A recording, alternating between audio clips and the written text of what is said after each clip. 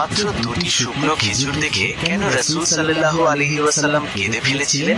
ঘটনাটি মদিনা মুনাওয়ারার। একদিন রাসূল সাল্লাল্লাহু আলাইহি ওয়াসাল্লামের দরবারে সাহাবায়ে কেরাম আল্লাহর রাস্তায় দান করার জন্য বিভিন্ন জিনিসপত্র নিয়ে আসছিলেন। ধনী সাহাবীরা বিপুল পরিমাণে খেজুর, গম এবং আরো অনেক জিনিসপত্র নিয়ে আসছিলেন। ঠিক সেই মুহূর্তে সেখানে উপস্থিত হলো ছোট্ট একটি শিশু। তার ছোট্ট দুটি হাতে ছিল কেবল দুটি শুকনো খেজুর। সে লজ্জায় আর সংকোচে সামনের দিকে এগোচ্ছিল। চারপাশের মানুষের এত এত দান দেখে সে ভাবছিল তার এই সামান্য দুটি খেজুরের কি বা মূল্য আছে, কিন্তু তার অন্তরে ছিল আল্লাহর প্রতি অগাধ ভালোবাসা আর নবীজির প্রতি গভীর ভক্তি। সেই ভালোবাসা থেকেই সে সাহস করে খেজুর দুটি নবীজির খেদমতে পেশ করে দিল। নবীজি অত্যন্ত যত্নের সাথে খেজুর দুটি হাতে তুলে নিলেন, আর ঠিক তখনই তার চোখ দিয়ে পানি ঝরতে লাগলো। এই দৃশ্য দেখে সাহাবায়ে কেরাম অবাক হলেন, কেন রাসূল সাল্লাল্লাহু আলাইহি ওয়াসাল্লাম কাঁদছেন।